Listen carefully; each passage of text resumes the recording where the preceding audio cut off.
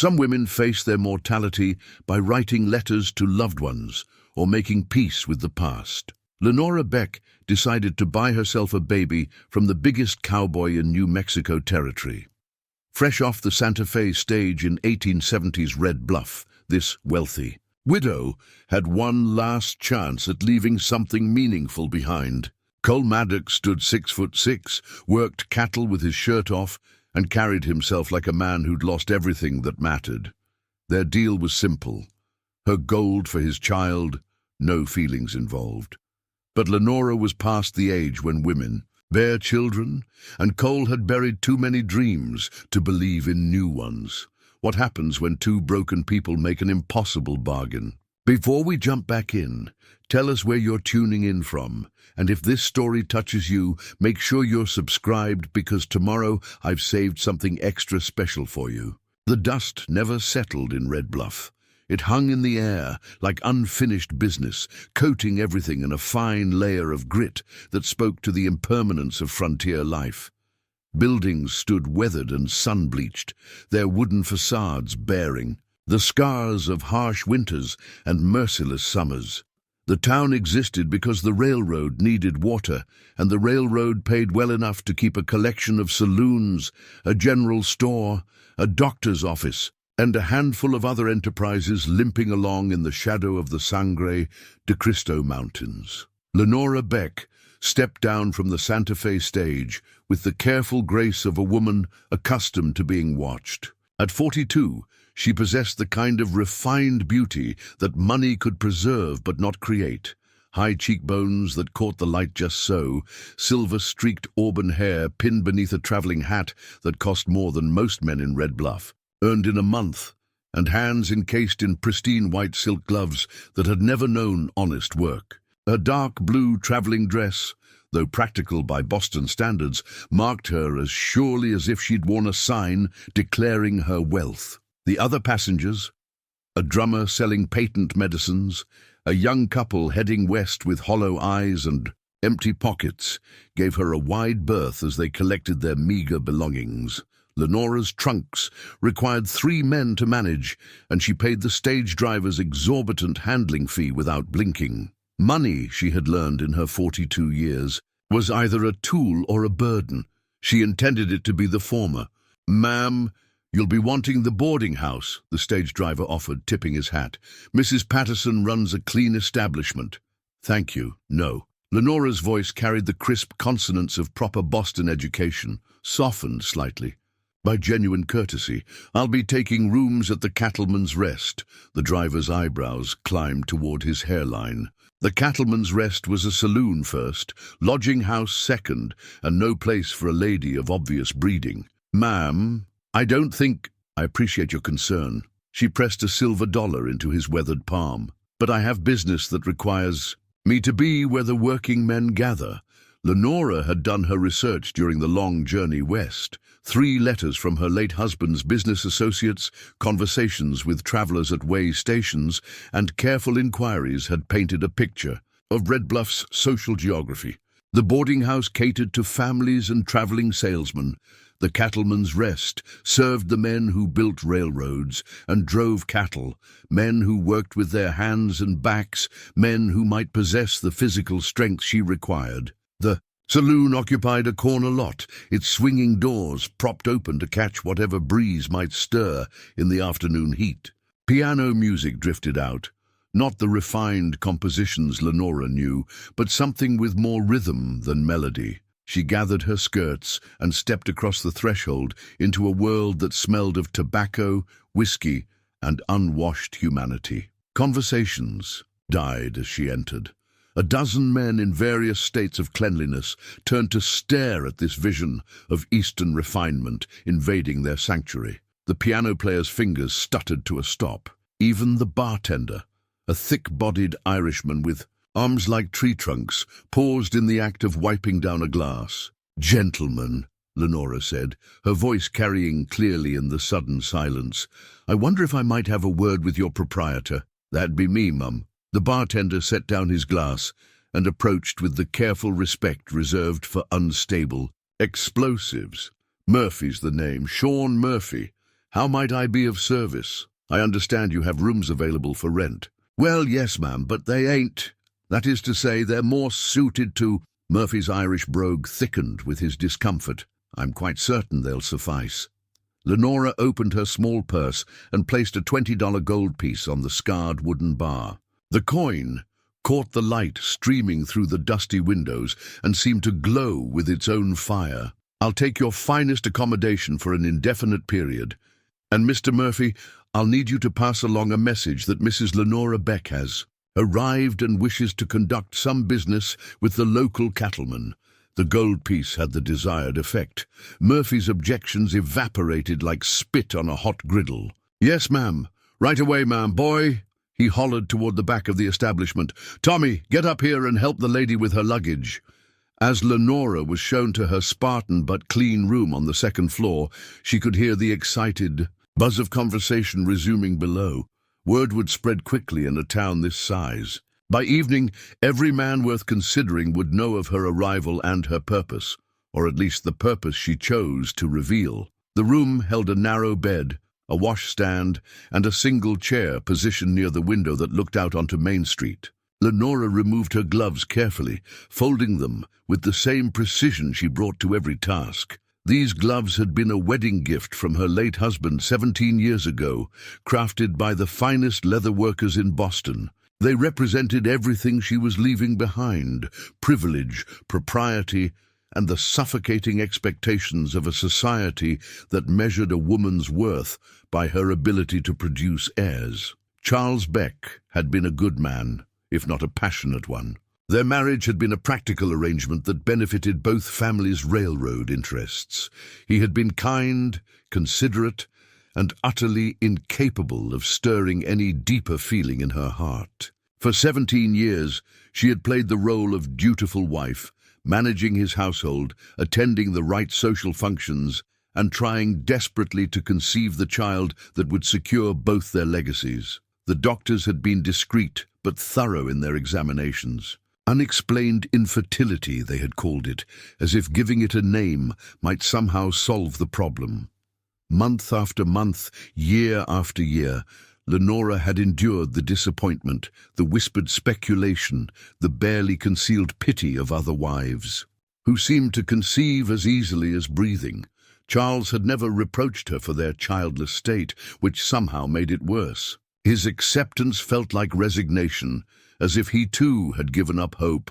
When he died suddenly of a heart attack 6 months ago, leaving her his considerable fortune and the bitter knowledge that the Beck name would die with her, Lenora had made a decision that would have horrified her younger self. She would not let biology defeat her. If nature and her own body would not cooperate, she would find another way to ensure that something of value outlived her. Her money would buy what marriage had failed to provide, but she would choose the father with the same care she might select a prize stallion. She wanted strength, health, character, and the kind of rugged vitality that Eastern gentlemen seemed to lack. The research had led her west, to cattle country where men lived hard and died young, where physical prowess mattered more than social connections. Red Bluff had appeared promising, isolated enough to avoid unwanted attention from proper society, but prosperous enough to attract capable men. The railroad brought regular communication with the outside world, and the territorial government was still flexible enough that unusual arrangements might be accommodated without excessive legal complications. A knock at her door interrupted her planning. "Come in!" Tommy, a gangling youth of perhaps 16, peered around the doorframe. "Begging your pardon, ma'am, but Mr. Murphy says there's some gentleman downstairs asking to meet with you. Cattle boss named Jameson and his foreman. Please, tell them I'll be down shortly." Lenora checked her reflection in the small mirror above the washstand, tucking a stray strand of hair back into place. First impressions mattered, especially in business. The saloon had filled considerably during her brief absence. Word of her arrival and her gold had clearly spread through the community like wildfire. Men who had probably never seen a woman of her obvious breeding now tried not to stare while she descended the stairs. Some had even made an effort to slick back their hair and brush dust from their clothes. Two men waited near the bar, distinguishable from the others by their air of authority and the deference shown them by their surroundings. The older man, somewhere north of 50 with greying hair and a neat moustache, stepped forward with the confident bearing of someone accustomed to command. "Ma'am, I'm Bill Jameson. I run the Circle J spread about 10 miles north of town. This here's my foreman, Jake Williams." He gestured to a younger man with calculating eyes and a carefully groomed appearance that suggested ambition. "We understand. You're looking to do some business with cattle folk." "Indeed I am, Mr. Jameson." Lenora accepted his offered handshake with the firm grip her father had taught her years ago. "I'm interested in engaging the services of someone with very specific qualifications. Well now, we'd be happy to discuss whatever you might need. Stock handling, trail driving, ranch management. The Circle J employs some of the finest hands in the territory." Lenora glanced around the crowded saloon, noting the dozen or more ears straining to catch every word. "Perhaps we might continue this conversation in a more private setting. I have a proposition that requires discretion." Jameson's eyes sharpened with interest. In his experience, propositions requiring discretion usually involved significant money or significant risk, often both. "Murphy's got a back room he uses for poker games. Would that suit?" "Perfectly." The back room smelled of cigar smoke and contained a round table surrounded by mismatched chairs. A single oil lamp provided flickering illumination. Jameson gestured for Lenora to take the seat facing the door, a courtesy that didn't go unnoticed. "Now then, Mrs. Beck, what exactly are you looking to accomplish?" Lenora folded her hands on the table and met his gaze directly. "I'm looking for a man to father my child." The silence that followed was profound. Jake Williams made a sound that might have been a cough or a strangled laugh. Jameson's face went through several expressions before settling on professional wariness. "Ma'am, I think there might be some misunderstanding." "No misunderstanding, Mr. Jameson. I'm a wealthy widow with no heirs. I wish to remedy that situation through a straightforward business arrangement. I'm prepared to pay handsomely for the right man's cooperation." Jameson leaned back in his chair, studying her with the same intensity he might examine a horse he was considering buying. And what exactly would constitute the right man? Physical strength and health are paramount. Good character, proven ability to work hard and honor agreements. A man who understands that this would be strictly a business transaction, with no romantic complications or ongoing obligations beyond the conception of a child. And the compensation? $1,000 upon confirmation of pregnancy, with additional considerations for discretion and cooperation throughout the process. Both men sat in stunned silence. $1,000 represented more than most cowboys earned in 5 years. It was enough to buy a small ranch or at least a very fine horse and enough cattle to start a herd. "Mrs. Beck," Jameson said carefully, "what you're describing is, well, it ain't exactly common practice. I'm aware that my proposal is unconventional. However, I believe there are men who might find the arrangement mutually beneficial. I'm not seeking emotional attachment or marriage, simply a biological transaction between consenting adults." Williams found his voice. "And you'd want this man to just disappear afterward?" "Not disappear, but our association would end once the child is conceived. He would have no parental rights or responsibilities, and I would make no claims on his time or affections beyond the terms of our agreement." Jameson stroked his moustache thoughtfully. "This is a hell of a thing to consider, ma'am. Most decent men don't think of fatherhood as a business proposition. Most decent men have wives and children of their own. I'm looking for someone whose circumstances might make my offer attractive, someone who needs the money more than he needs conventional respectability." The brutal honesty of her assessment hung in the air. Both men understood that she was describing most of the cowboys in the territory, Men who worked dangerous, poorly paid jobs with little hope of accumulating enough capital to establish themselves as anything more than hired hands. "I'll need some time to think on this," Jameson said finally, "and to talk to some folks. This ain't the kind of thing a man decides in a hurry. Of course, I'll be staying here at the Cattleman's Rest indefinitely. When you're ready to discuss specific candidates, please let me know." As they filed out of the back room, Lenora caught a glimpse of the main saloon through the doorway. Near the bar, towering above every other man in the establishment, stood a figure that made her breath catch in her throat. He had to be at least 6.5 feet tall, with shoulders that strained the seams of his work shirt and arms corded, with muscle that spoke of years spent wrestling cattle and hay bales.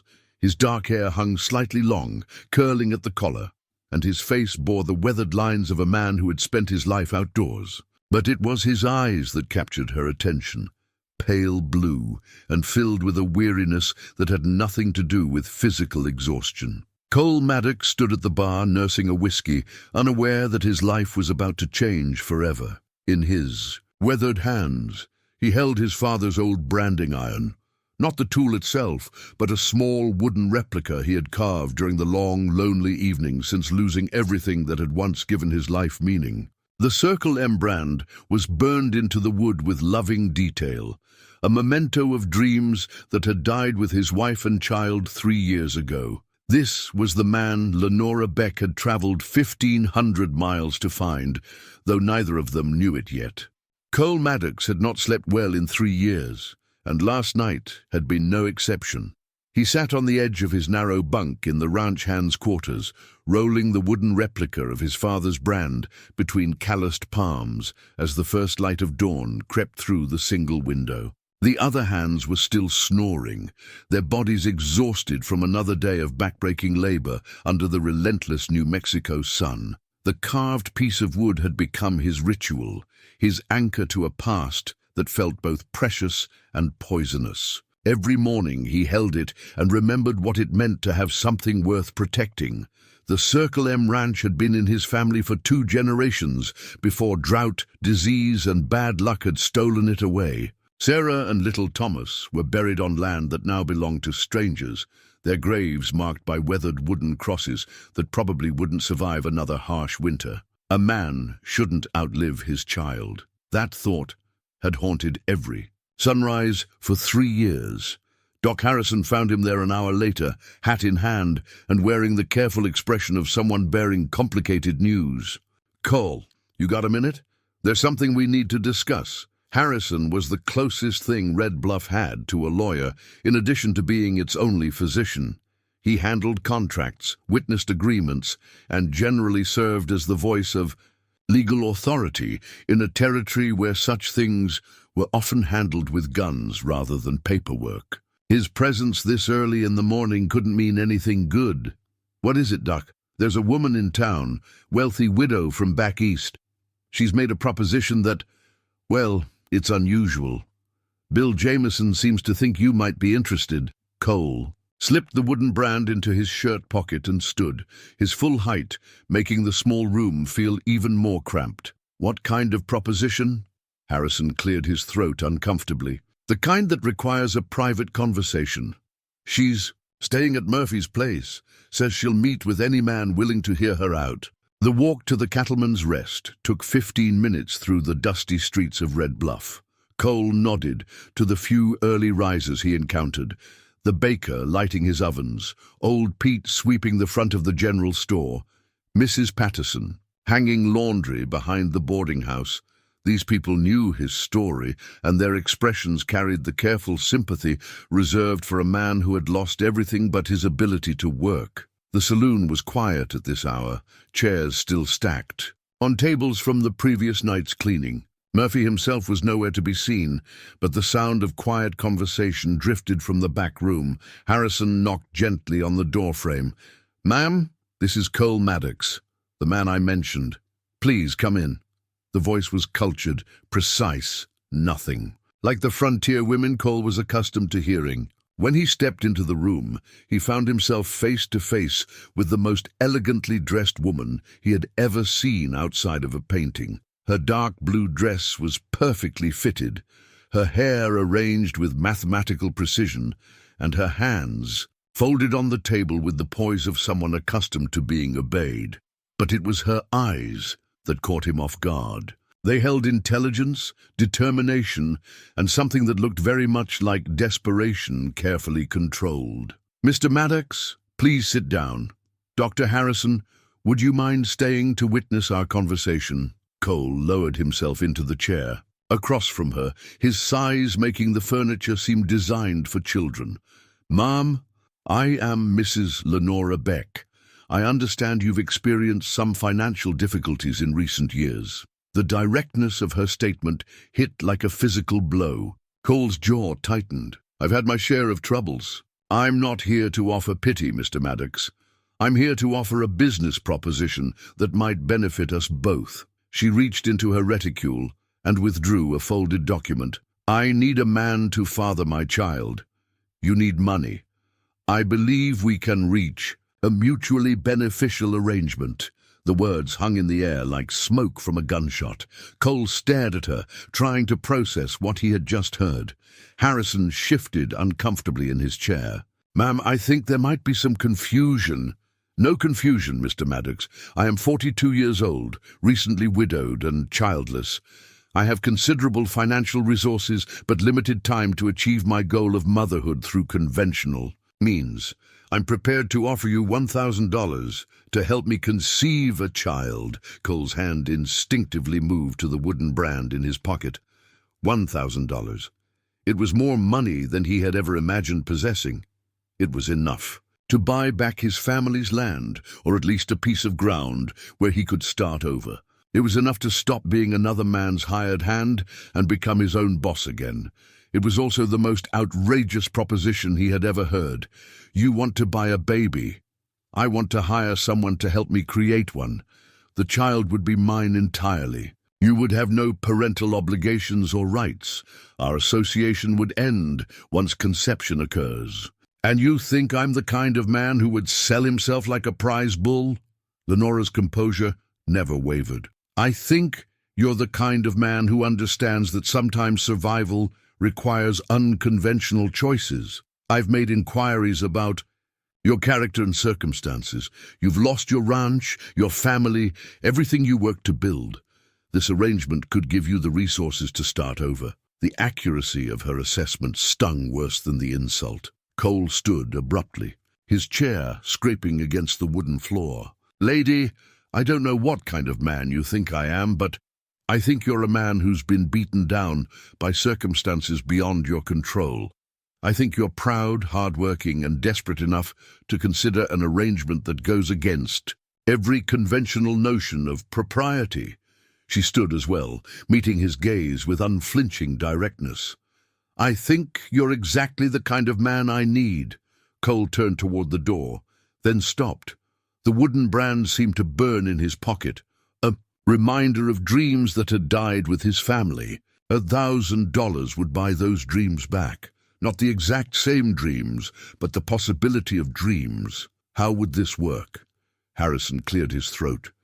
"If you gentlemen, that is, if both parties were to agree to such an arrangement, we'd need to draw up a contract, specific terms, compensation schedule, confidentiality agreements." "I've already prepared a draft," Lenora said, unfolding the document she had withdrawn earlier. "The terms are straightforward. You would be compensated $500 upon signing, with the remainder paid when pregnancy is confirmed. Discretion would be required from both parties. The arrangement would take place at a location of mutual agreement over whatever period proves necessary." Cole stared at the papers covered in precise legal language. The words seemed to swim before his eyes as he tried to comprehend what she was proposing. "You've got this all figured out. I've had considerable time to think through the practicalities. Mr. Maddox, I understand this is not a conventional request, but I believe it offers advantages to both of us that conventional arrangements do not." "What kind of advantages?" For you, financial independence and the opportunity to rebuild your life. For me, the chance to bear a child with a man of proven strength and character, without the complications of romance or marriage.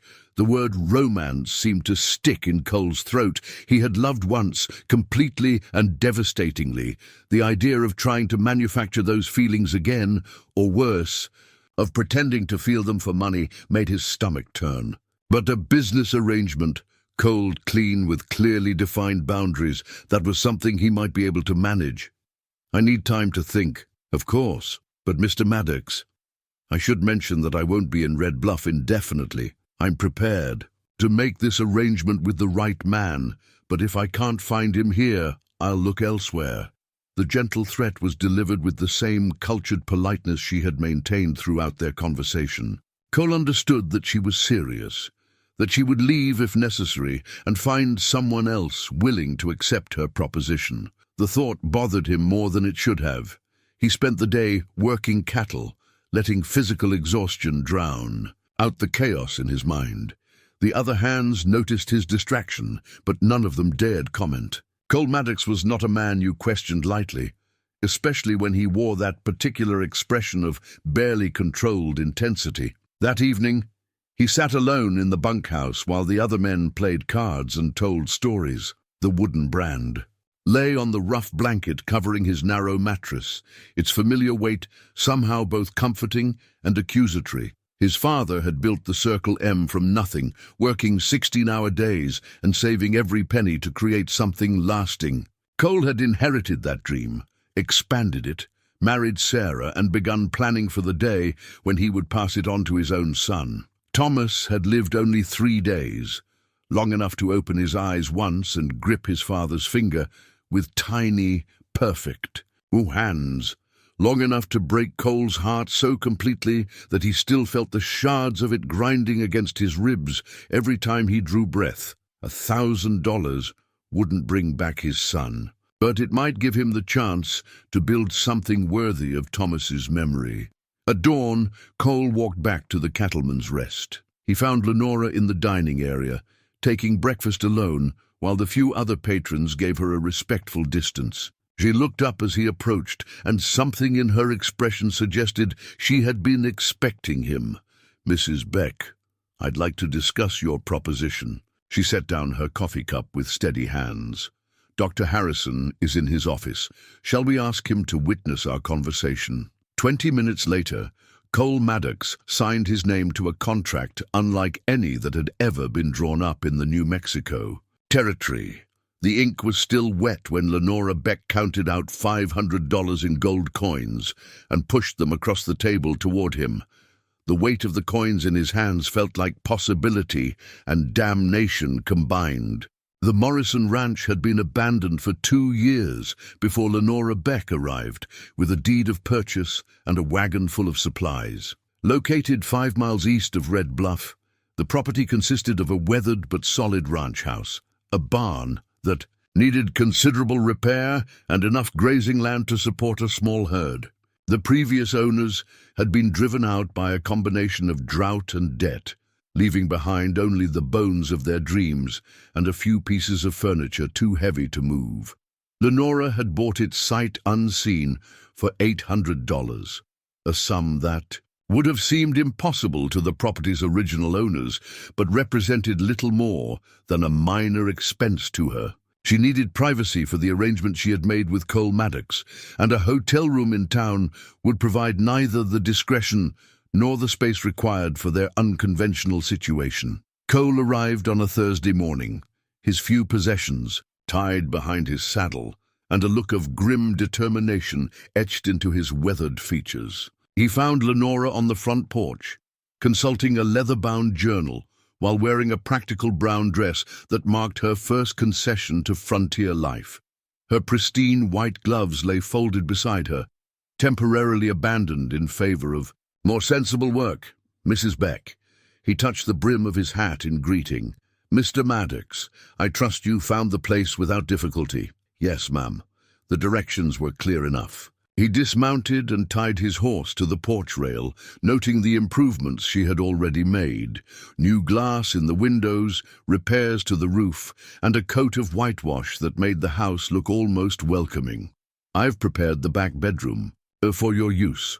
It's small but private, and it has its own entrance through the kitchen. I thought that arrangement would be most appropriate given the nature of our association."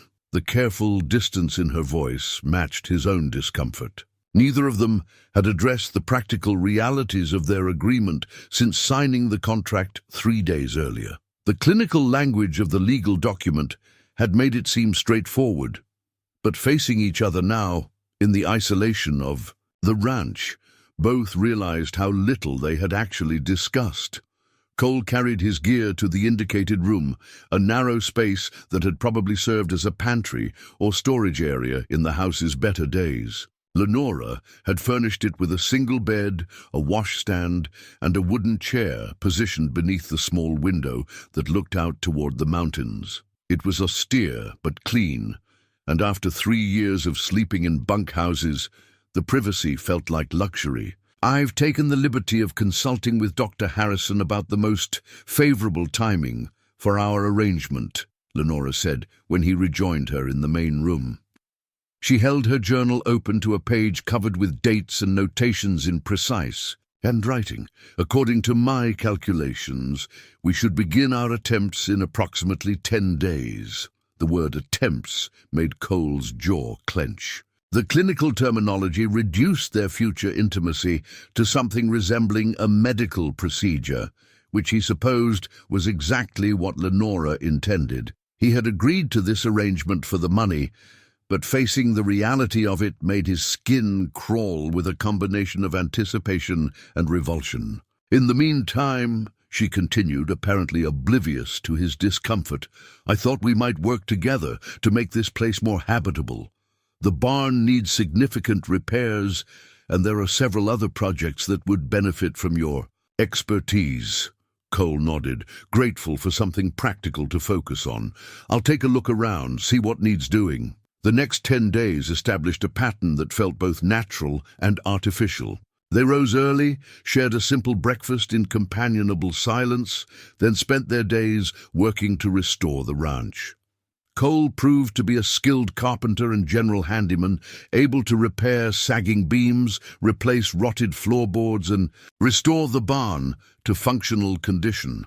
Lenora threw herself into the domestic aspects of their temporary home, cooking meals, managing supplies, and maintaining detailed records of their expenses and progress. They worked well together. Cole discovered Lenora was intelligent and adaptable, quick to learn tasks that had obviously been foreign to her sheltered upbringing. She didn't complain about broken fingernails or blisters, and she listened carefully to his instructions without the wounded pride he had expected from a woman of her social standing.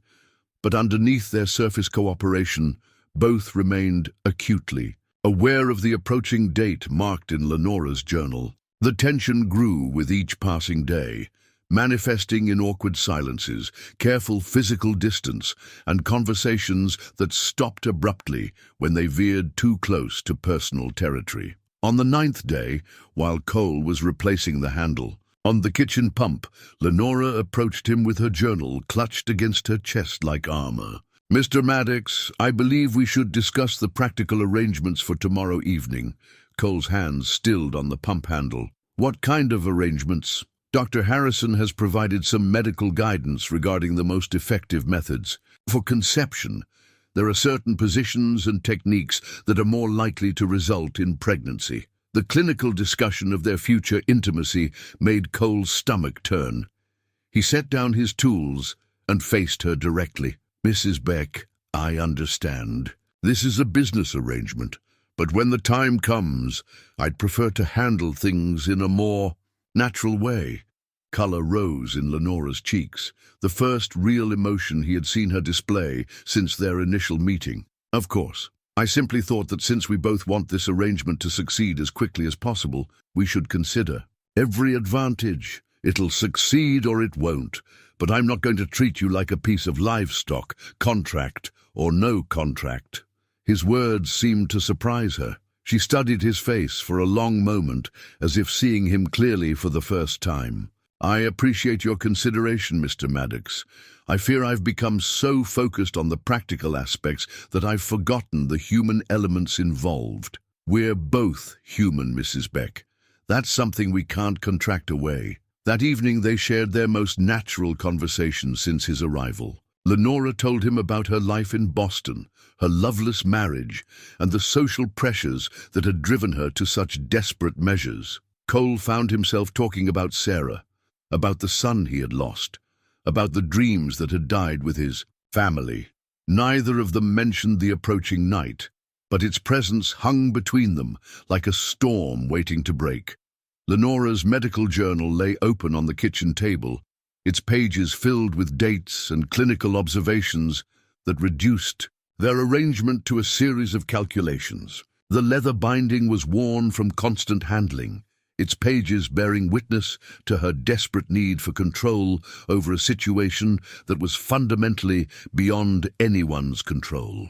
On the 10th morning, Cole woke to find Lenora already dressed and standing at the kitchen window, watching the sunrise paint the mountains gold and red. She held a cup of coffee in both hands, and her usually perfect hair hung loose around her shoulders. "Good morning, Mr. Maddox." "Ma'am." He moved to the stove, grateful for something to do with his hands. "Coffee's still hot. I made it early. I couldn't sleep." They stood in silence, drinking coffee and watching the day begin. Both understood that when evening came, their careful distance would end, and their arrangement would move from theory to reality. The thought terrified and excited them both, though neither would admit it aloud. "Mr. Maddox," Lenora said finally, "I want you to know that regardless of what happens tonight, I respect the difficulty of what I've asked you to do." Cole studied her profile in the morning light. Without her careful armor of proper dress and rigid posture, she looked younger, more vulnerable. For the first time, he wondered what had driven a woman of obvious refinement to such desperate measures. "It takes two people to make this work, Mrs. Beck. I reckon we're both doing what we have to do." The leather journal remained open on the table between them, its clinical pages a reminder that their approaching intimacy was built on necessity rather than affection. But as the sun climbed higher and the day stretched ahead, both began to suspect that the neat categories of their contract might not contain the complicated emotions already growing between them. 3 months had passed since that first awkward night, and the Morrison Ranch bore little resemblance to the abandoned property Lenora had purchased. The barn stood solid and weatherproof, the house gleamed with fresh paint and new glass, and the corrals could once again hold livestock. Cole had thrown himself into the work with an intensity that bordered on desperation, as if physical exhaustion might quiet the growing confusion in his mind. Their arrangement had settled into a routine, as carefully structured as everything else in Lenora's life. 3 times each month, according to the calculations in her medical journal, they came together with the clinical precision of a medical procedure. No words were exchanged during these encounters, no tenderness offered or expected. Cole performed his part of their contract with the grim efficiency of any other ranch chore, while Lenora endured it with the stoic determination that had carried her through 17 years of loveless marriage. But the expected result had not occurred, and with each passing month, the strain grew more evident in both their faces. Lenora sat at the kitchen table on a grey October morning, her medical journal open before her like an accusatory witness. The pages chronicled 3 months of failed attempts, each carefully documented failure adding to her growing sense of despair. At 42, she was already considered past the ideal age for childbearing. Each month that passed without success reduced her chances further. Cole entered the kitchen, carrying an armload of firewood, his shirt damp with sweat despite the cool morning air. He'd been splitting logs since before dawn, another sleepless night driving him to seek solace in physical labor. The sight of Lenora, hunched over her journal, defeat written in every line of her body, made something twist painfully in his chest. "Morning, Mrs. Beck." She looked up, and he was startled to see tears threatening at the corners of her eyes. In 3 months of cohabitation, he had never seen her display such vulnerability. "Good morning, Mr. Maddox. I fear I have some disappointing news to report." Cole set down the firewood and moved to the stove, busying himself with coffee to avoid meeting her gaze. "Your monthly courses came again." "Yes, right on schedule, as documented in my calculations." Her voice carried a bitter edge that was new to their careful conversations. "Perhaps it's time to acknowledge that this arrangement may not achieve its intended purpose." The words hit Cole harder than he had expected. 3 months ago, he would have welcomed news that their contract might be dissolved. Now the thought of Lenora leaving filled him with something approaching panic. 3 months ain't very long, Mrs. Beck. Some couples try for years before. He stopped, realizing what he had said. They weren't a couple. They were business partners, with a very specific and limited arrangement. "Some couples," Lenora repeated softly. "Yes, I suppose some couples do have that luxury of time and hope. But we're not a couple, are we, Mr. Maddox? We're 2 people engaged in a transaction that seems destined to fail." Cole poured 2 cups of coffee, buying time while he wrestled with feelings he didn't want to examine too closely. When he set her cup on the table, his fingers accidentally brushed hers, and the contact sent an unexpected jolt through his system. "Maybe the problem is that we're treating it like a transaction." Lenora's eyes snapped up to meet his. "What do you mean?"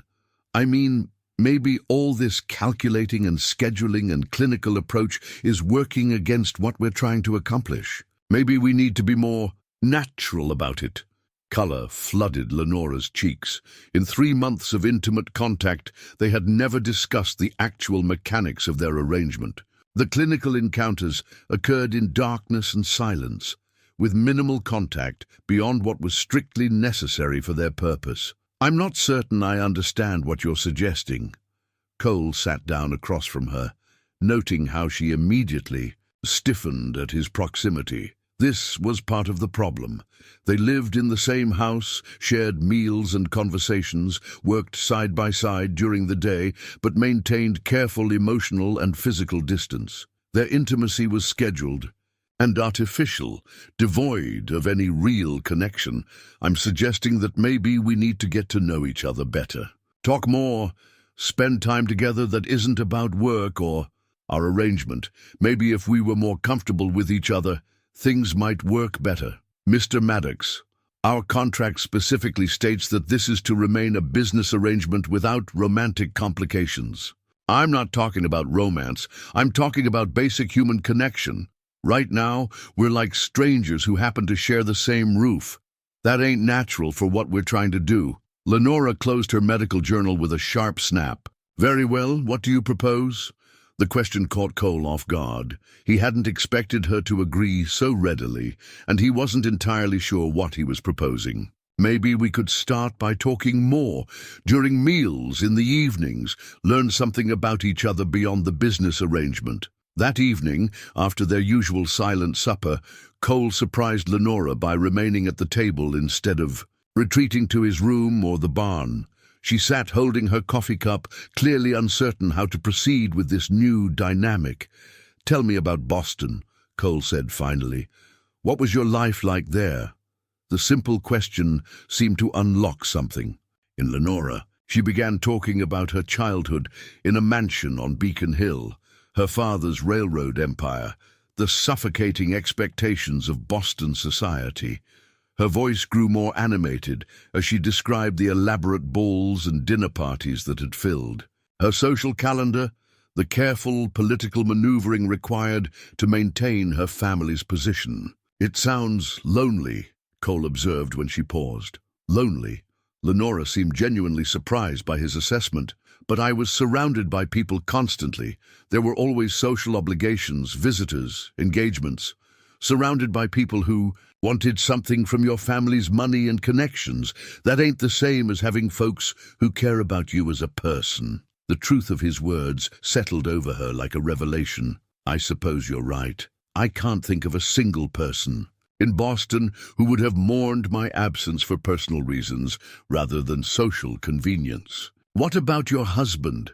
Lenora's expression grew distant. Charles was a good man, but our marriage was arranged by our families to benefit both railroad interests.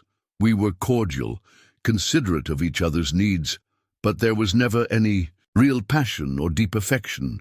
I think we both understood that our relationship was essentially a business partnership. Like ours. Yes, I suppose very much like ours. Cole leaned back in his chair, studying her face in the lamplight. No wonder you approached this arrangement the way you did. It's the only kind of relationship you've ever known. And what about you, Mr. Maddox? You mentioned a wife once, but you've never spoken of her. Cole's hand moved instinctively to his shirt pocket, where he still carried the wooden replica of his father's brand. Sarah's memory was a wound that had never properly healed, made worse by the guilt he felt over their current arrangement. Sarah was everything good in this world, kind, patient, strong in ways that had nothing to do with physical strength. She could make a house feel like home just by being in it. When she smiled, it was like sunshine breaking through storm clouds. You loved her very much, more than I knew it was possible to love another person. When she died, his voice broke, and he had to stop for a moment to regain control. When she died giving birth to our son, who lived only 3 days, I thought my life was over. For 3 years, I've just been going through the motions of living. Lenora reached across the table and touched his hand, the first voluntary physical contact between them outside their contractual obligations. I'm sorry for your loss, and I'm sorry for for putting you in a position that must feel like a betrayal of her memory. Cole looked down at their joined hands, surprised by how natural the contact felt. Maybe it started that way, but I don't think Sarah would want me to spend the rest of my life as a ghost. She was practical about survival, about doing what needed to be done. They sat in comfortable silence for several minutes, still touching, both lost in their own thoughts. Finally, Cole spoke again. She had a music box, one of the few pretty things we owned. It played some tune I never did learn the name of, but she'd wind it up in the evenings and listen while she did her mending. Where is it now? Packed away. In my gear. Haven't been able to bring myself to listen to it since she died. Perhaps, Lenora said quietly, it's time. That night, for the first time in 3 years, Cole Maddox opened the small wooden music box that had belonged to his wife. The delicate melody filled the ranch house kitchen, and as it played, he found himself telling Lenora about Sarah's laugh, about their plans for the future, about the dreams they had shared. Sarah's music box sat between them on the kitchen table, its gentle melody weaving through their conversation like a blessing from the past. For the first time since their arrangement began, both Cole and Lenora felt like they were connecting as human beings rather than parties to a contract. 6 months into their arrangement, Lenora Beck stood before the small mirror in her bedroom, studying a face that seemed to belong to a stranger. The pale, pampered complexion of her Boston days had given way to skin touched by sun and wind. Her hands, once soft beneath silk gloves, now bore the calluses of honest work. The transformation ran deeper than appearances. Something fundamental had shifted in the way she saw herself and the world around her. Her wedding ring caught the morning light, its gold band seeming to burn against her finger. She had worn it every day for 17 years, first as a symbol of duty, then as a widow's badge of respectability. Now it felt like a chain, binding her to a version of herself that no longer existed. The ring had belonged to Charles Beck's mother, passed down through generations of dutiful wives who had married for advantage rather than affection. Lenora had accepted it on her wedding day with the same resigned grace she had brought to every other aspect of their arrangement. It represented everything she was supposed to be: proper, conventional, safely contained within society's expectations. But the woman who stared back from the mirror bore little resemblance to the dutiful Mrs. Charles Beck, who had arrived in Red Bluff 6 months ago. Mrs. Beck! Cole's voice drifted through the house, carrying the easy familiarity that had developed between them over months of shared meals and evening conversations. Coffee's ready when you are. Coming, Mr. Maddox. She started to pull on. Her gloves then stopped. The pristine white silk that had once been as essential as breathing now seemed absurd for a day of ranch work. Instead, she left them folded on the dresser and walked to the kitchen with her hands bare. Cole stood at the stove, his back turned as he tended to their breakfast. The months of good food and honest work had filled out his frame, erasing the hollow look that had marked him when they first met. His hair had grown longer, curling slightly at the collar, and she found herself noticing details that had nothing to do with their contractual arrangement. The way his shoulders moved beneath his shirt, the careful precision of his movements as he managed their morning routine. "You're up early again," she observed, accepting the coffee cup he offered. "Couldn't sleep. Been thinking about what Doc Harrison said yesterday." Harrison had visited the previous afternoon for their monthly consultation, bringing medical journals and the latest theories about fertility. His conclusions had been diplomatically phrased, but unmistakably discouraging. 6 months of regular attempts with no result suggested that conception might not occur at all. His assessment was rather pessimistic, Lenora agreed, sinking into her usual chair at the kitchen table. He said there might be other options. Adoption, maybe, or we could try different approaches. The suggestion hung between them like a bridge neither was ready to cross. Adoption would mean acknowledging that their original arrangement had failed, that the clinical precision of their contract couldn't overcome the fundamental uncertainty of human biology. It would also mean making decisions about their future together that went beyond the terms they had originally agreed upon. "Mr. Maddox, I've been thinking about our situation. Perhaps it's time to acknowledge that this arrangement has run its course." Cole's coffee cup froze halfway to his lips. "What do you mean?" "I mean that 6 months is long enough to determine whether our approach will succeed. If it hasn't worked by now, continuing to try may simply be prolonging an inevitable disappointment for both of us. You want to end our contract." The flatness in his voice made something clench painfully in Lenora's chest. "I want to be realistic about our prospects. You've fulfilled your part of our agreement in good faith. There's no reason for you to remain bound to an arrangement that isn't achieving its purpose." Cole set down his cup with deliberate care. "And what would you do? Go back to Boston?" "I suppose so. There's nothing keeping me here if our arrangement ends. Nothing keeping you here." He repeated her words as if testing their weight. 6 months of working together, talking together, building this place together, and you think there's nothing keeping you here? The edge in his voice surprised her. Their conversations had always been cordial, carefully controlled. This was the first time she had heard real emotion break through his usual reserve. "Mr. Maddox, our arrangement was always intended to be temporary. Stop calling it an arrangement." Cole stood abruptly, his chair scraping against the wooden floor. "Stop hiding behind contracts and clinical language. We've been living like husband and wife for 6 months, sharing meals and conversations and a bed when your calculations say it's time. Don't pretend there's nothing personal in that." Lenora felt heat rise in her cheeks. "Our relationship has remained within the bounds we established." "Has it? Because the way you looked at me last week, when I was fixing the roof, or the way you've started leaving little things for me, cookies, a book you thought I'd like, your concern when I cut my hand on that barbed wire, none of that was in our contract." His words forced her to confront feelings she had been carefully avoiding. Somewhere in the routine of shared domesticity, their business arrangement had evolved into something more complex. She looked forward to their evening conversations, felt genuine concern for his well-being, and had begun to think of the ranch as home in a way her Boston mansion had never been. "What are you saying, Mr. Maddox?" "I'm saying maybe the reason our arrangement isn't working is because we're both pretending it's just business when it stopped being business months ago." The truth of his words hit her like a physical blow. She had spent so many years managing her emotions, controlling every aspect of her life through careful planning and rigid discipline, that she had failed to recognize when genuine feeling had crept into their careful arrangement. I don't know how to be anything other than what I've always been. You've already changed, Mrs. Beck. Look at yourself. Look at what you've built here.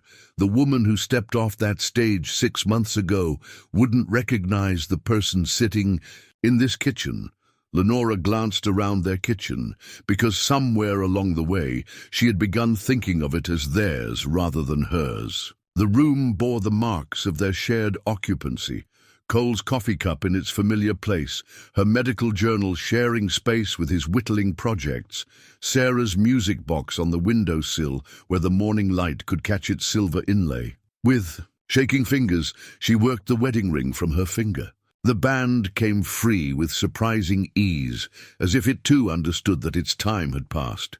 She set it on the table between them, its gold surface reflecting the lamplight. 17 years, she whispered. I've worn this ring for 17 years. Cole stared at the abandoned ring, understanding its significance without explanation. What does this mean?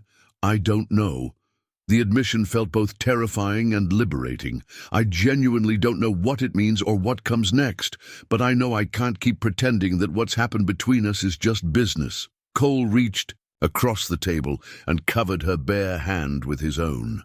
The contact sent warmth shooting through her system, different from their scheduled intimacies. This touch was freely given and freely received, unmarked by clinical necessity or contractual obligation. Maybe we don't have to figure it all out right now. Maybe we can just see what happens when we stop trying so hard to control every aspect of this. That terrifies me, Lenora admitted.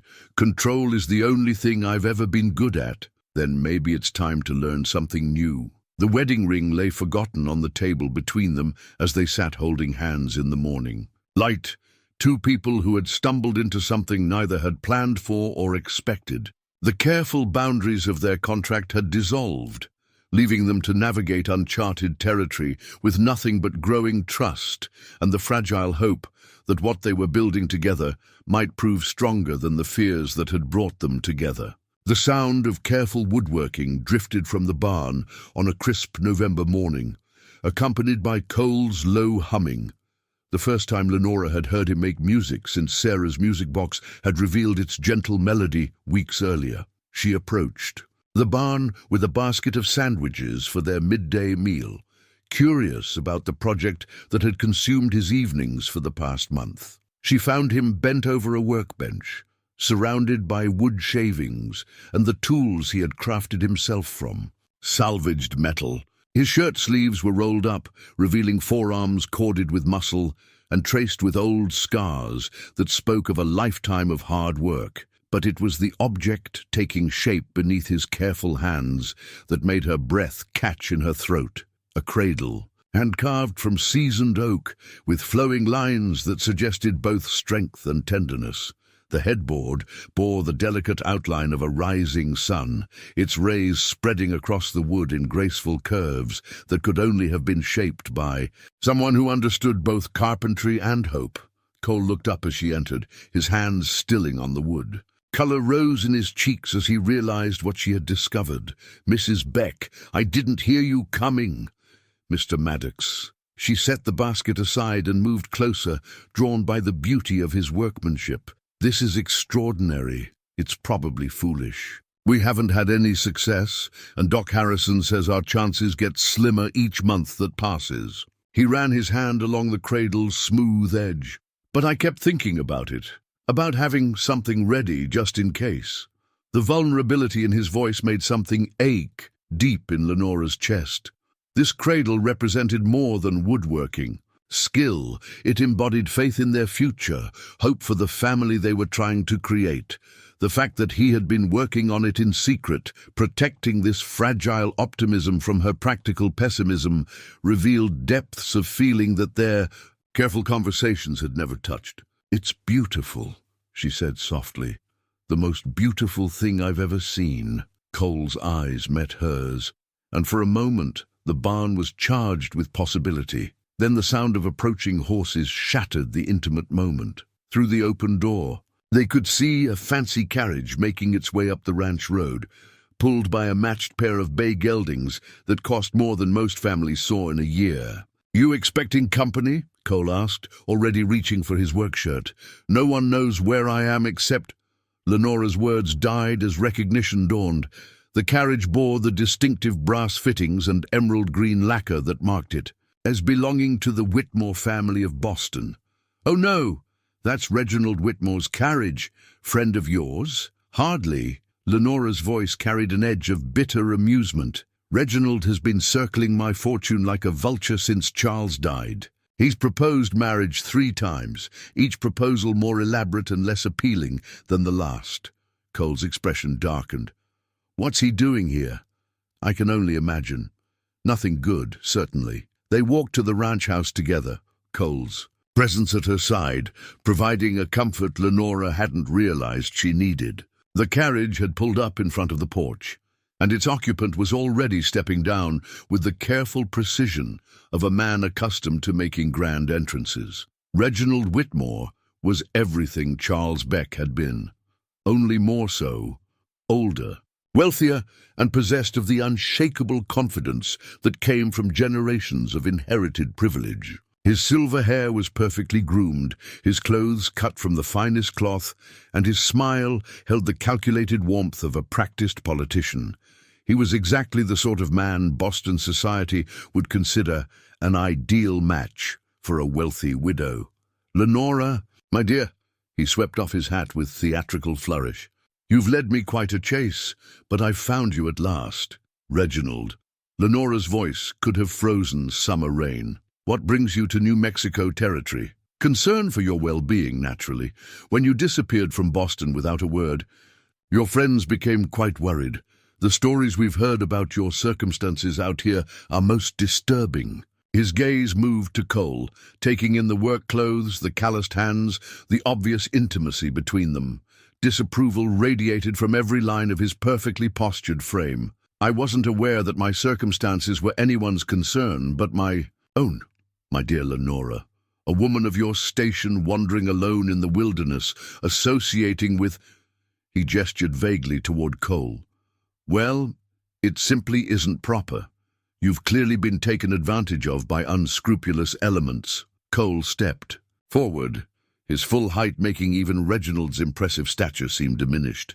I don't believe we've been introduced. Reginald Whitmore of the Boston Whitmores, and you are Cole Maddox. I work this ranch with Mrs. Beck. Work this ranch. Reginald's laugh held no warmth. How romantic. Lenora, surely you can see how inappropriate this situation has become. A woman of your breeding, living in primitive conditions with hired help. Mr. Maddox is not hired help, Lenora said sharply. He's my partner in this enterprise. Partner? Reginald's tone suggested the word left a bad taste in his mouth. I see. Well, no matter. I've come to take you home where you belong. I have. A proposal that will resolve all these unfortunate complications. I'm not interested in your proposals, Reginald. I've made that clear on multiple occasions. But this proposal is different. I'm prepared to overlook your recent adventures and offer you the protection of marriage immediately. We can be wed within the month, and all this unfortunate business can be forgotten. The casual dismissal of her new life, the assumption that she needed his protection, the implication that her choices had been some kind of temporary madness, all of it combined to kindle a fury Lenora had never allowed herself to feel during her carefully controlled Boston years. This unfortunate business, as you call it, happens to be my life, a life I chose freely and intend to continue living. Don't be ridiculous, Lenora. You can't possibly mean to stay in this godforsaken place, living in squalor with... He gestured, again toward Cole. You have responsibilities to your family name, to proper society. My responsibilities, Lenora said with deadly quiet, are to myself and to the people I choose to share my life with. Neither includes you. Cole had remained silent during this exchange, but his stillness carried a quality of barely restrained violence that made even Reginald shift uncomfortably. The cradle hidden in the barn represented everything these two men represented to Lenora, one offering hope and partnership built through shared effort, the other demanding submission disguised as protection. You're making a grave mistake, Lenora. This infatuation with frontier life will pass, but the damage to your reputation may be irreversible.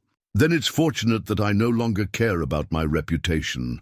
The words rang with conviction that surprised even Lenora. 6 months ago, reputation had been everything, the foundation upon which her entire identity rested. Now it seemed as insubstantial as morning mist. "I'll give you time to reconsider," Reginald said, his tone suggesting magnanimous patience. "I'm staying at the hotel in Red Bluff for the remainder of the week. When you come to your senses, you'll find me prepared to forgive this temporary lapse in judgment." "Don't hold your breath," Cole said quietly. Reginald's eyes snapped to him, registering the threat in those soft words. "I beg your pardon," the lady's made her position clear. "Might be time for you to accept it and move along.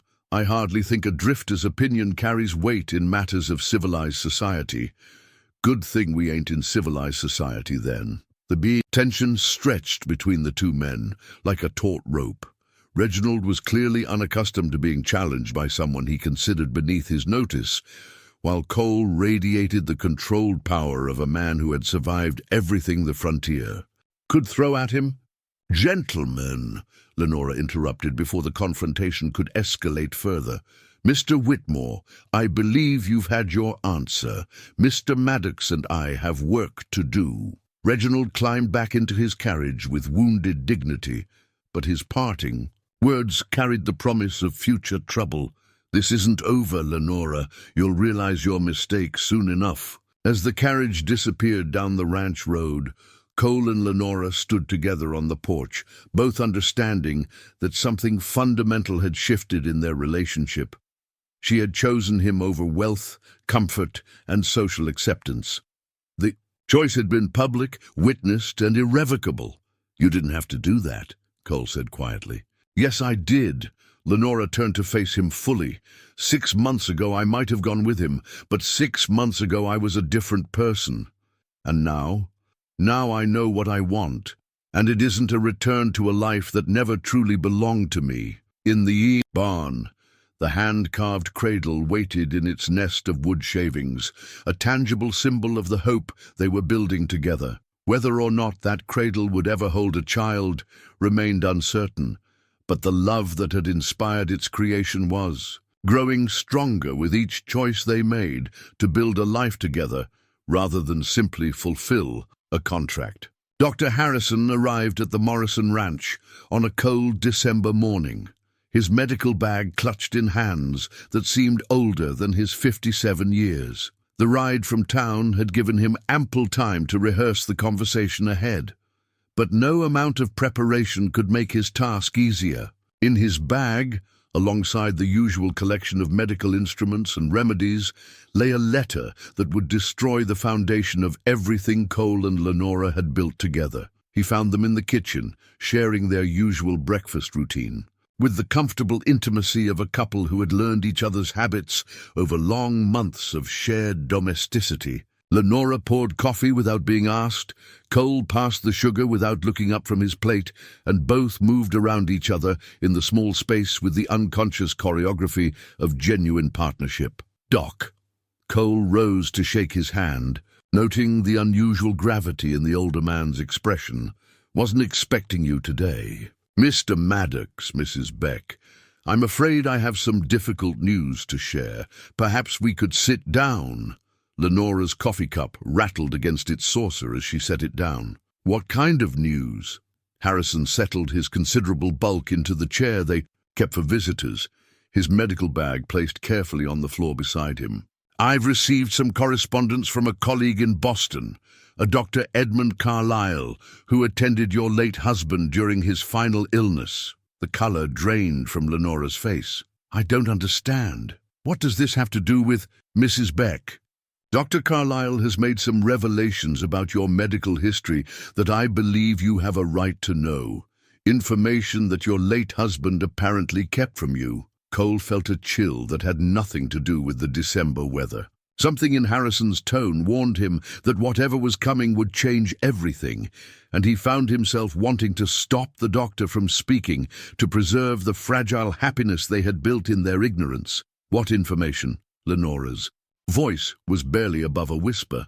Harrison reached into his bag and withdrew a sealed envelope, its expensive paper bearing the letterhead of a prominent Boston medical practice. Dr. Carlyle examined you extensively during the early years of your marriage at your husband's request. The examinations were quite thorough, involving several specialists. I remember some of those appointments.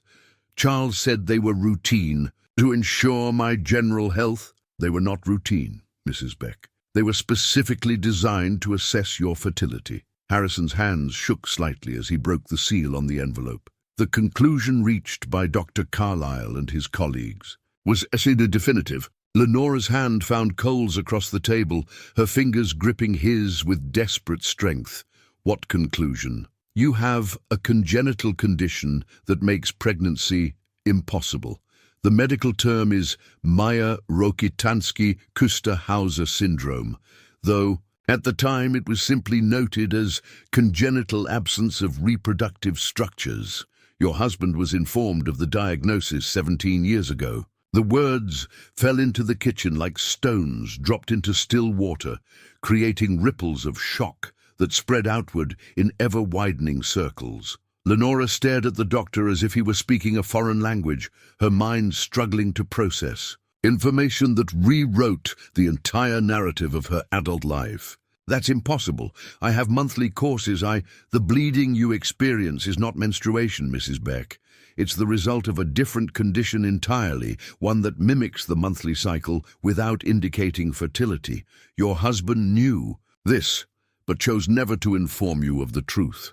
Cole felt the strength drain from Lenora's fingers as the full implications hit her. 17 years of trying to conceive, 17 years of believing herself deficient, 17 years of hope and disappointment, all built on a lie. He knew. Her voice was flat, emotionless. Charles knew I could never have children, and he let me blame myself for 17 years. I'm afraid so. Dr. Carlyle says your husband felt it would be kinder to let you maintain hope rather than face the certainty of childlessness. Kinder, Lenora laughed, a sound devoid of any humor. He thought it was kinder to let me spend 17 years believing I was failing him, failing our families, failing as a woman. Harrison cleared his throat uncomfortably. There's more, Mrs. Beck. Dr. Carlyle also reveals that your husband had a child with another woman, a mistress he maintained throughout your marriage. The child, a daughter, is now 16 years old. If the first revelation had been a stone dropped into still water, this was a boulder crashing through ice. Lenora's entire body went rigid, her face cycling through shock, understanding, and finally, a fury so pure it seemed to burn the air around her. A daughter. Dr. Carlyle included a photograph and details about the girl's circumstances. Apparently your husband provided for her financially, but never acknowledged her publicly.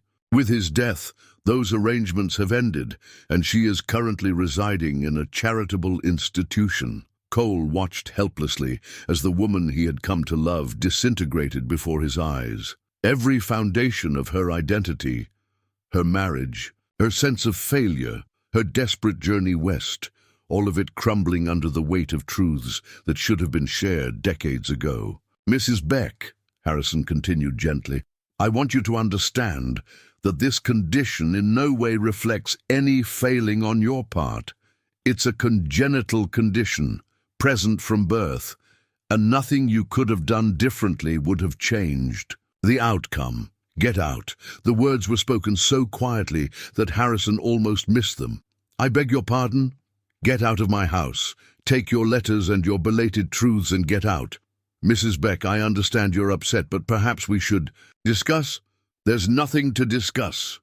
Lenora's voice rose to a shout that made both men flinch. My entire adult life has been built on a lie, and you want to discuss it.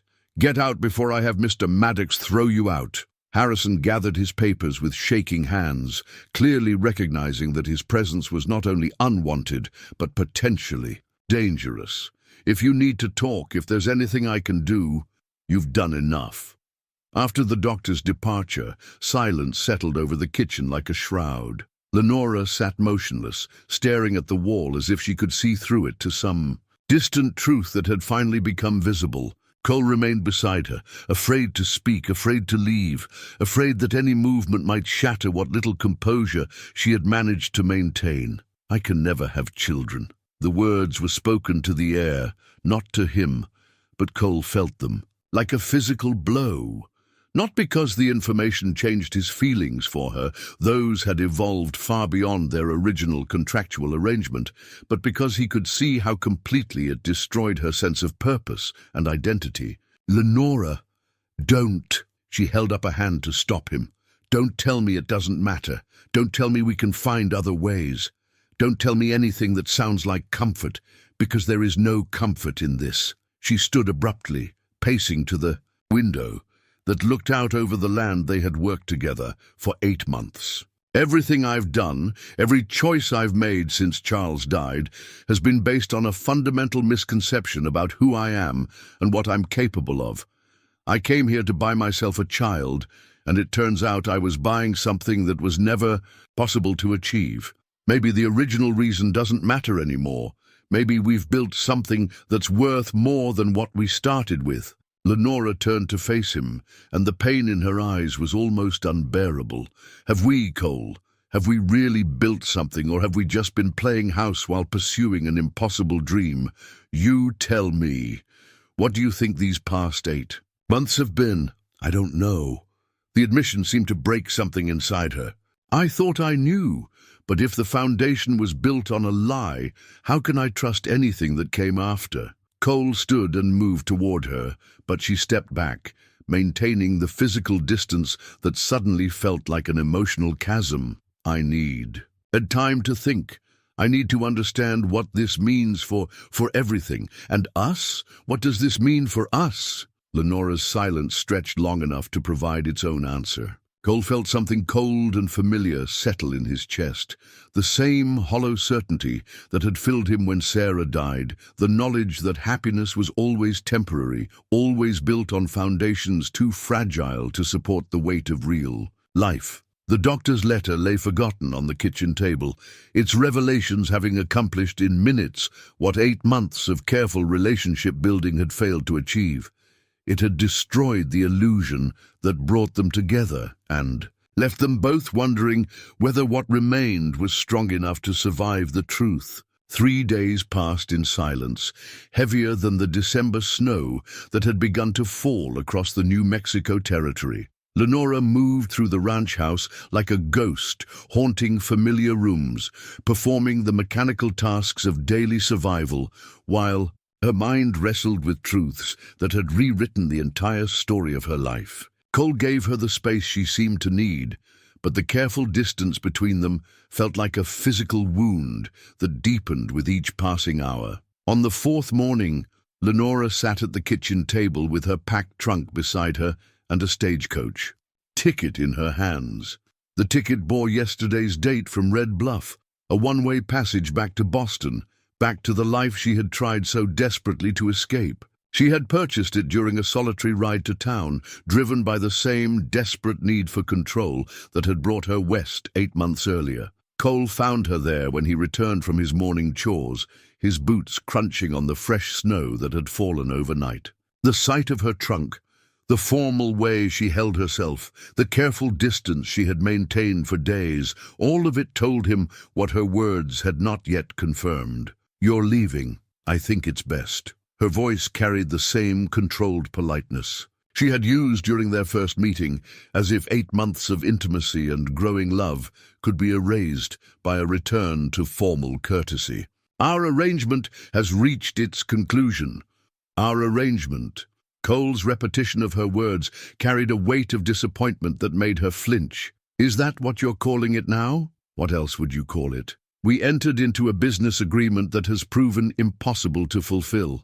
The logical next step is to dissolve our association and return to our separate lives. Cole sank into the chair across from her, studying her face for any trace of the woman who had removed her wedding ring in this same kitchen, who had chosen him over Reginald Whitmore's wealth and respectability, who had learned to find joy in the simple rhythms of ranch life. What about everything else? What about the past 8 months? The past 8 months were built on false premises. I came here seeking something that was never possible to achieve. Everything that followed was just an elaborate form of self-deception. Was it? Or did we find something neither of us expected? Lenora's composure cracked slightly, revealing the pain she had been working so hard to contain. Don't make this harder than it has to be, Cole.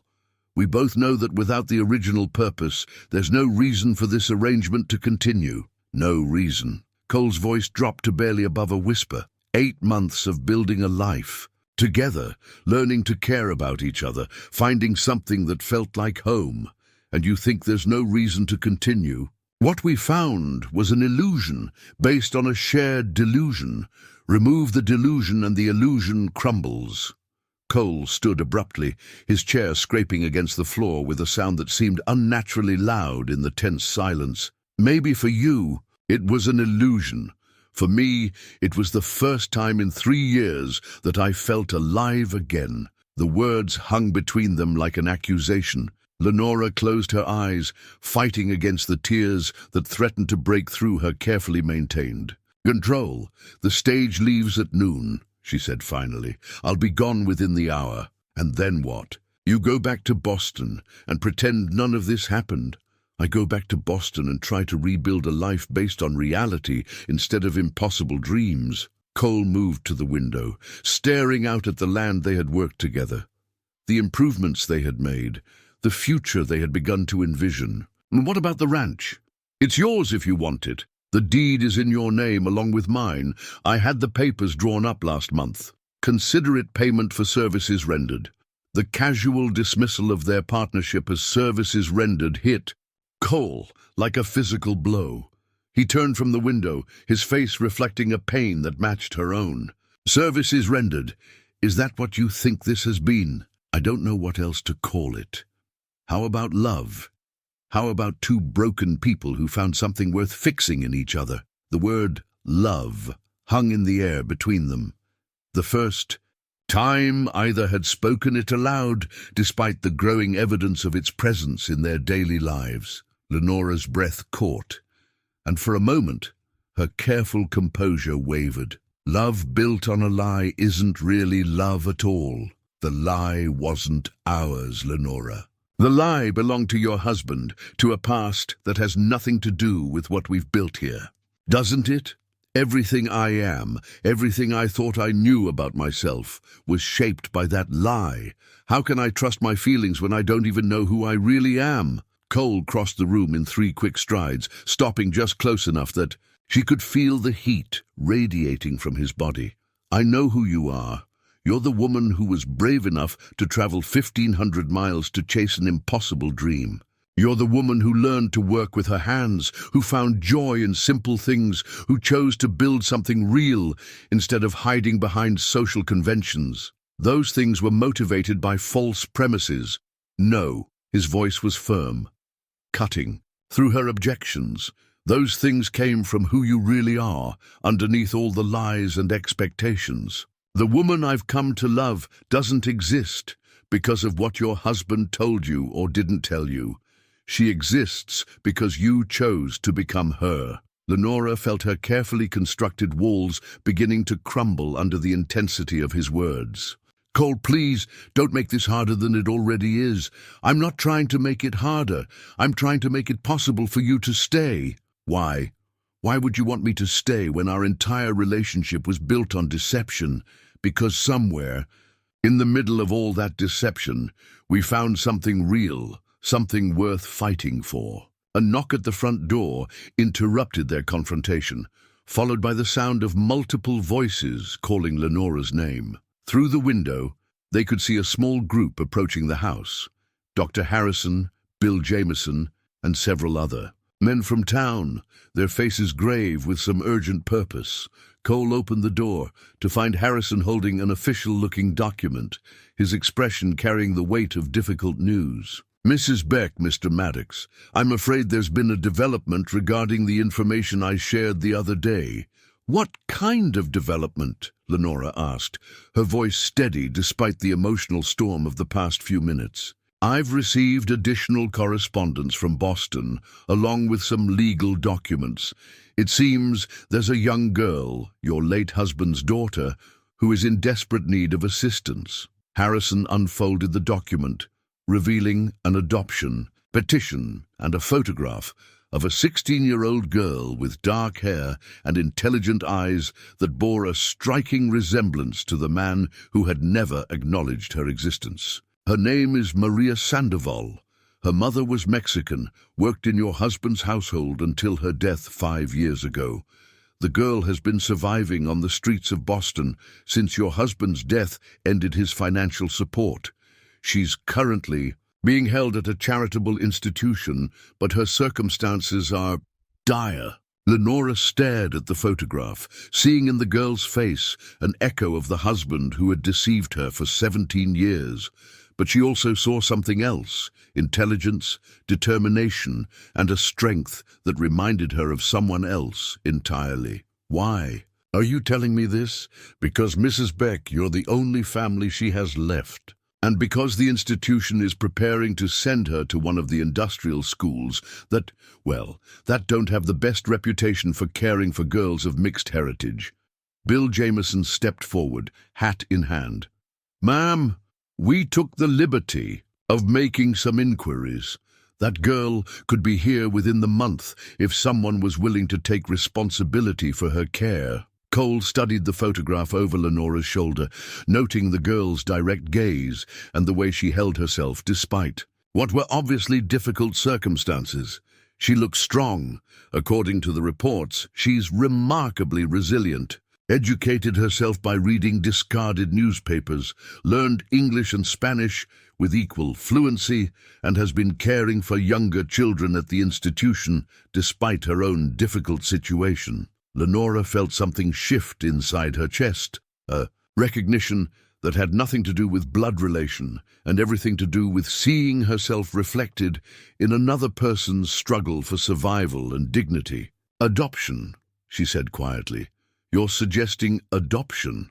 "I'm suggesting that sometimes family is something we choose rather than something we inherit through biology," Harrison said carefully. "And that sometimes the most important legacy we can leave isn't the one we create, but the one we rescue."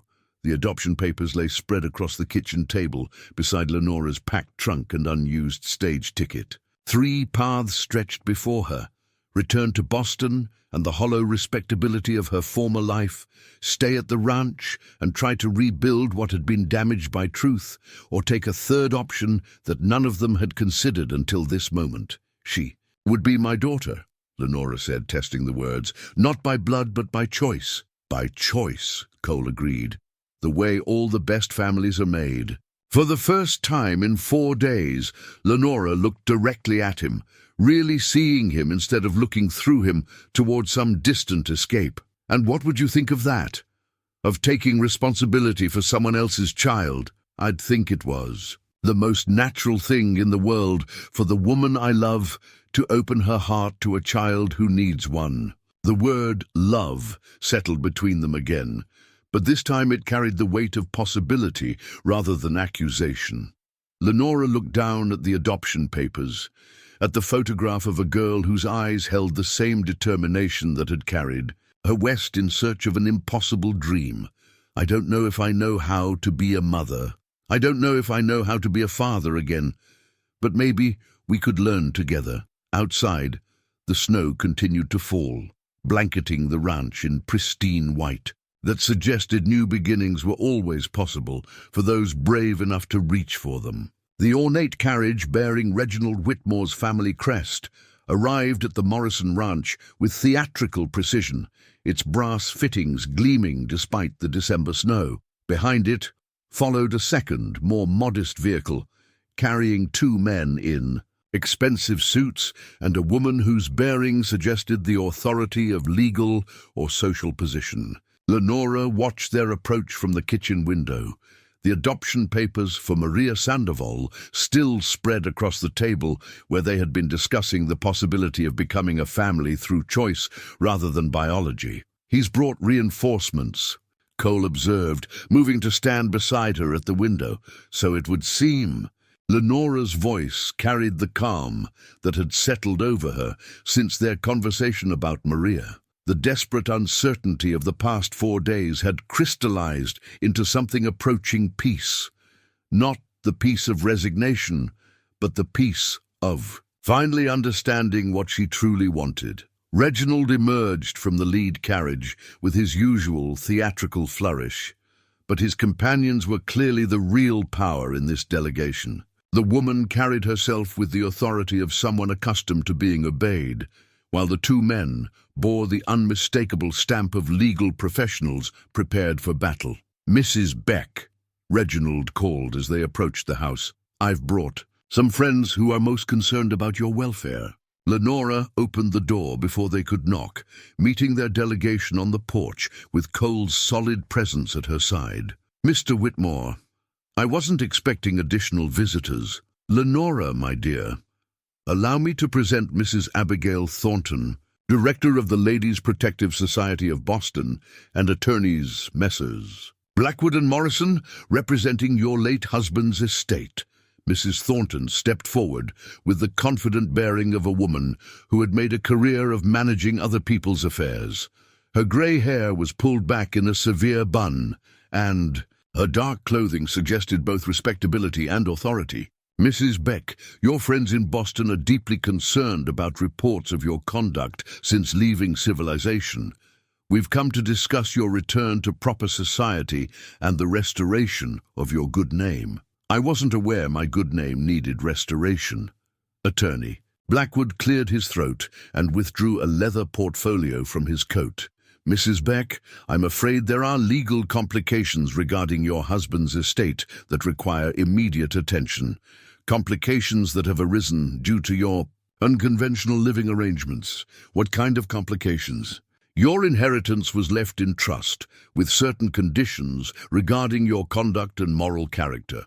The trustees have received reports about your cohabitation with—" he gestured dismissively toward Cole, "with this individual, and they are prepared to revoke your access to the estate unless you return immediately to Boston and enter into an appropriate marriage." The threat was delivered with the calm precision of a man accustomed to using financial leverage to control behavior. Lenora felt Cole's tension beside her, but her own response surprised her with its clarity. "And if I refuse, then you forfeit. Everything, the house on Beacon Hill, the railroad investments, the entire Beck fortune. You would be left with nothing but whatever arrangements you've made here in the wilderness."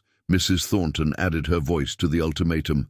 "Lenora, surely you can see that this infatuation with frontier life is merely a temporary aberration, brought on by grief.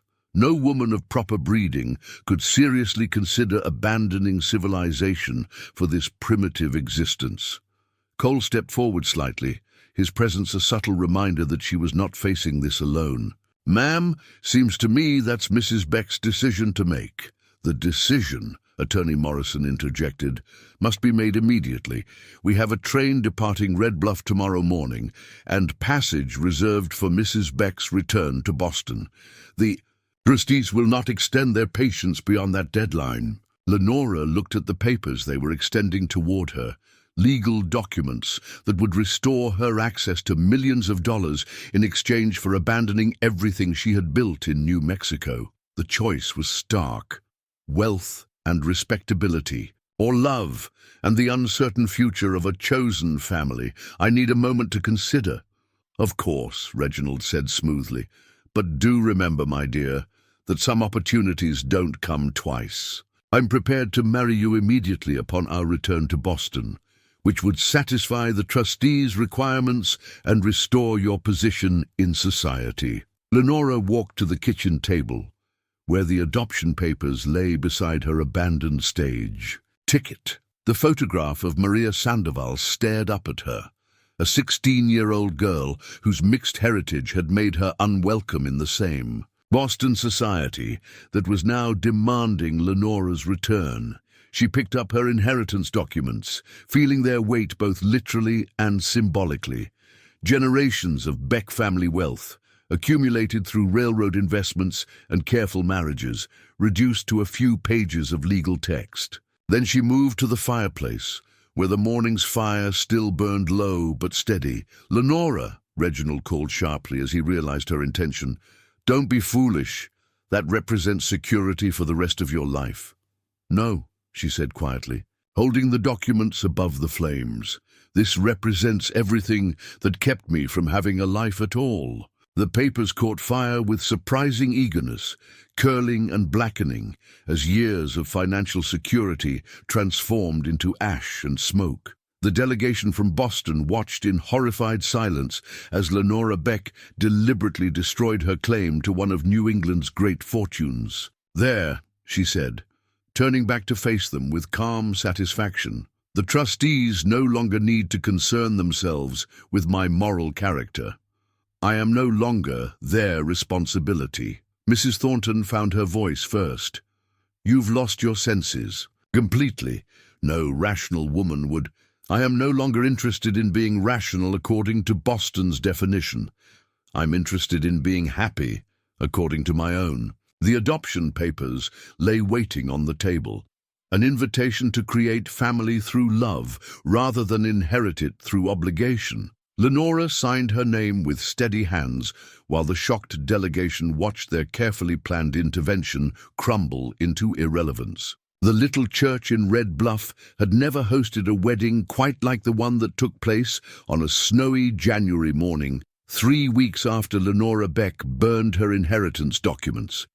Word had spread through the territory about the Eastern widow, who had chosen love over millions, and the tiny building was packed with ranchers, cowboys, shopkeepers, and their families, all eager to witness what local legend was already calling the most romantic story in New Mexico Territory history. Maria Sandoval sat in the front pew, her dark hair braided with wildflowers that Lenora had picked that morning despite the snow. The 16-year-old had arrived from Boston 2 days earlier, stepping off the stage with nothing but a battered suitcase and the same determined intelligence that had shone from her photograph. Her first words to Lenora had been spoken in careful English.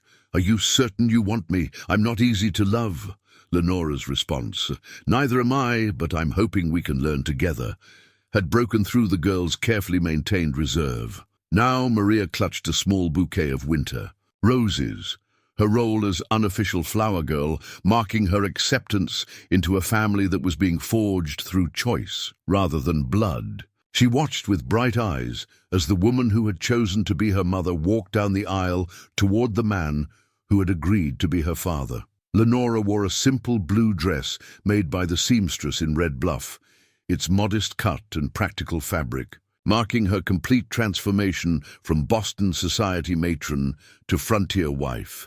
Her hair was arranged simply, held back with combs that Cole had carved from pieces of the same oak used for the cradle that waited in their barn. She carried no elaborate bouquet, no family jewelry, no symbols of inherited wealth, only the quiet confidence of a woman who had finally learned the difference between what she thought she wanted and what she actually needed. Cole waited at the altar wearing his best shirt and the suit coat that Bill Jameson had loaned him for the occasion. His hands held a pair of simple silver rings, crafted by the local blacksmith, circles of metal that had cost less than one of Lenora's former gloves, but carried more meaning than all the elaborate jewelry she had abandoned in Boston. Pastor Williams, a circuit preacher who visited Red Bluff once a month, had initially been skeptical about performing the ceremony. The unusual circumstances of their courtship, combined with the scandalous stories about their arrangement, had tested his moral flexibility. But one conversation with the couple had convinced him that whatever had brought them together, what they had found deserved the blessing of both God and community. "Dearly beloved," he began, his voice carrying clearly through the packed church, We are gathered here today to witness the union of Cole Maddox and Lenora Beck in holy matrimony, a union that reminds us all that the Lord works in mysterious ways and that love can bloom in the most unlikely soil. The vows they exchanged were simple, personal, and honest, in a way that Lenora's first wedding had never been. When Cole promised to honor both her strength and her vulnerability, to support her dreams even when he couldn't fully understand them, his words carried the weight of someone who had seen her at her worst and chosen to stay. When Lenora vowed to build a life with him based on truth rather than convenience, on partnership rather than obligation, her voice rang with the conviction of someone who had finally learned the difference between a marriage and a merger. "The rings," Pastor Williams prompted. Cole took Lenora's left hand, noting the faint mark where her wedding band had left its impression after 17 years. The simple silver ring slid onto her finger with no resistance, fitting as if it had been made specifically for her, which, in a way, it had. The blacksmith had crafted it to Cole's specifications, creating something beautiful from raw materials, and through honest labor. "With this ring," Cole said, his voice steady despite the emotion threatening to overwhelm him, "I promise to love you not for who you were or who you might become, but for who you are in this moment and every moment we're given together." Lenora's hands shook slightly as she placed the matching ring on Cole's finger, but her voice was clear and strong. "With this ring, I promise to choose you every day, not because I have to, but because I want to, not because it's easy, but because it's real. By the power vested in me by the territory of New Mexico and Almighty God," Pastor Williams declared, "I now pronounce you husband and wife. Cole, you may kiss your bride." The kiss they shared was gentle, reverent, and witnessed by a church, full of people who understood that they were seeing something rare, two people who had found each other not through social arrangement or family connection, but through the mysterious alchemy of genuine compatibility and hard-won trust. As they turned to face their community as husband and wife, Maria jumped up from the front pew and threw her wildflower bouquet with the enthusiasm of someone who had never been part of a celebration in her honor. The flowers scattered over the congregation like a blessing, and the church erupted in cheers and applause that could be heard 3 blocks away. Outside, the January snow continued to fall, blanketing Red Bluff in pristine white that seemed to promise fresh starts for everyone brave enough to reach for them. The newly married couple walked through the church doors hand in hand, with their chosen daughter between them, ready to build something entirely their own, from the raw materials of love, trust, and unwavering commitment to choosing each other. Every single day, the simple silver rings caught the winter light, reflecting back the promise of a love that had been tested by truth and found strong enough to last. 1 year later, the Morrison Ranch bore little resemblance to the abandoned property Lenora had purchased 18 months earlier. The house gleamed with fresh paint and careful maintenance. The barn stood solid against the New Mexico winds, and the corrals held a small but thriving herd of cattle. More importantly, the property had gained something that no amount of money could purchase: the settled contentment of a place where people belonged. Lenora stood on the front porch in the early morning light, watching Cole work with a young colt in the breaking pen. Her calloused hands wrapped around a coffee cup, and her simple cotton dress bore the practical stains of a woman who spent her days cooking, gardening, and managing the countless tasks that kept a working ranch operational. The transformation from Boston society matron to frontier wife was complete, written in every line of her sun-weathered face and every confident movement of her work-hardened body. Inside the house, Maria was preparing for her first day at the newly established Red Bluff school, her dark hair braided neatly and her second-hand dress mended with careful stitches. The 16-year-old had adapted to ranch life with the resilience of someone who had learned early that survival depended on flexibility rather than rigid expectations. Her English had improved dramatically over the past year. though she still lapsed into Spanish when excited or frustrated, much to the delight of her adopted parents who were slowly learning the language themselves. "Mama Lenora," Maria called. From the kitchen, using the name that had evolved naturally from their first awkward attempts at defining their relationship. "The teacher said I should bring something to share about my family. What should I tell them?" Lenora smiled at the question that would have seemed impossible to answer a year ago. "Tell them the truth, that families are made in many different ways, and the best ones are built on choice rather than chance." Maria appeared in the doorway, her intelligent eyes bright with curiosity. "And what should I say about Papa Cole's cradle?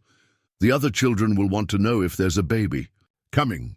The cradle still sat in the corner of Maria's bedroom, its hand-carved surfaces polished to a warm glow by months of careful tending. It had never held the infant for which it was originally intended, but it had become something more precious, symbol of hope that had evolved beyond its original purpose.